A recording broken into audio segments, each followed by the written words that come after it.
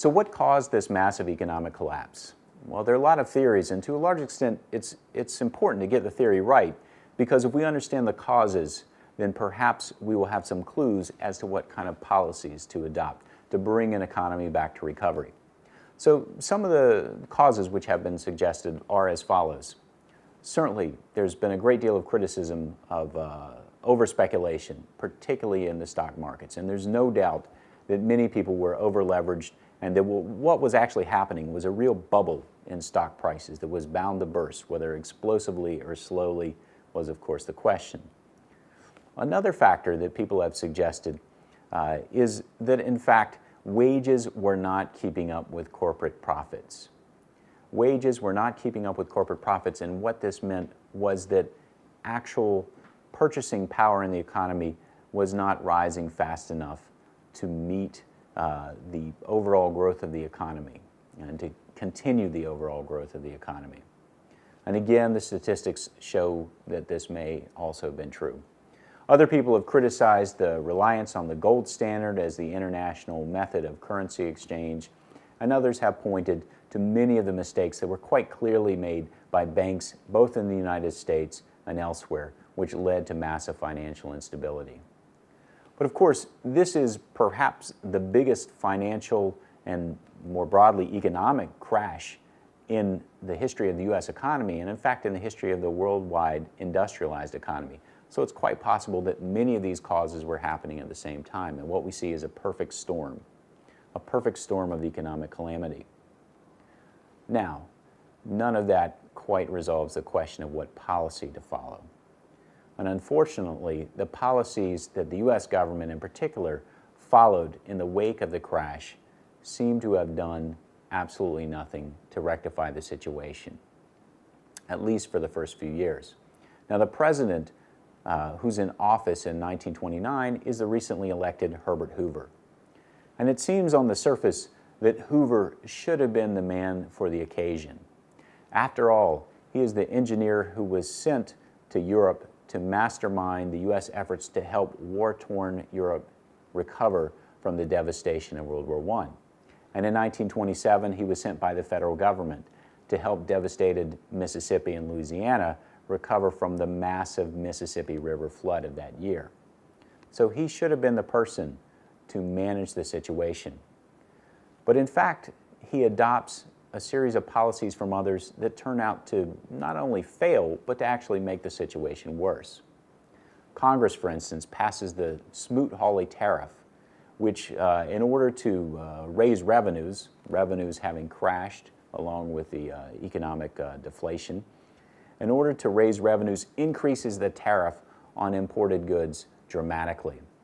And this is met with a response on the part of other countries by a raising of their own tariff barriers. And that in turn devastates international trade, cutting off markets for U.S. products, and providing simply more impetus for companies to put American workers out of a job. More broadly, I think we could argue that Hoover adopts the philosophy of his Treasury Secretary, Andrew Mellon. Andrew Mellon argues that what should be done in a crisis is liquidate everything, liquidate stocks, bonds, banks, everything. And by this he means offer no support for prices, offer no support for those who are devastated by being put out of work, do nothing, and eventually the economy will recover on its own. Anything else, adopting, if you will, Henry Ford's philosophy, anything else is simply going to make the situation work or worse. Well, by 1932, many Americans think Andrew Mellon and Herbert Hoover have been proved wrong. The economy continues to sink even further. Unemployment is at a level never before seen, 25%, 30%, maybe even higher. Local banks are closing all around the country, and every week the situation seems to be getting worse. Hoover is up for re-election against the charismatic New York governor, Franklin Delano Roosevelt. And Roosevelt wins a runaway victory, which isn't surprising when the situation in the economy is that bad. But what is surprising, Benjamin Roth writes in his diary shortly after the victory, is the way in which everybody seems to have placed their faith, placed their last bet on Roosevelt. They seem to be, as he put it, simply marking time until Roosevelt is inaugurated. They weren't sure what Roosevelt would do, and indeed, as we'll find out, Roosevelt himself wasn't sure what he would do. But they seem to believe that he is their last possible hope. Now, all those people who are waiting to see what Roosevelt would do probably understand the situation they were in better than historians often do, looking back at that time. Many of them criticize Roosevelt. They suggest that since he, at the point when he's getting ready to be inaugurated, still doesn't know exactly what he's going to do, they suggest that somehow he was perhaps a fraud, perhaps not likely to be an effective leader, perhaps someone who would end up simply getting lucky.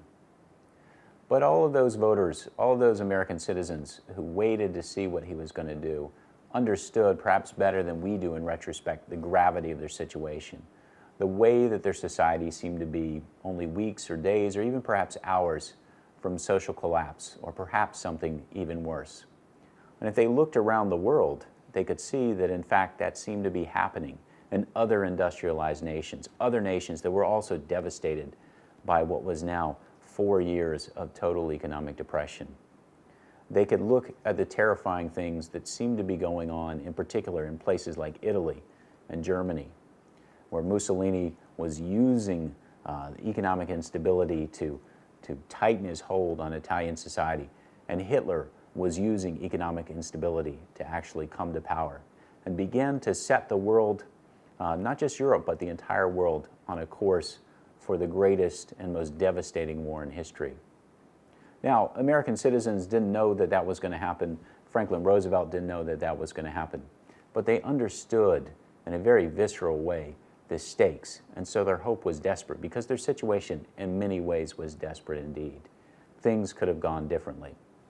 So we will spend the next few subsections looking at what Roosevelt did, what other Americans did, and how they steered not just the economy, but the society and the politics of the United States in a different direction, a direction that helps to explain the very different outcome of the United States by the time we get to the end of World War II as compared to the outcome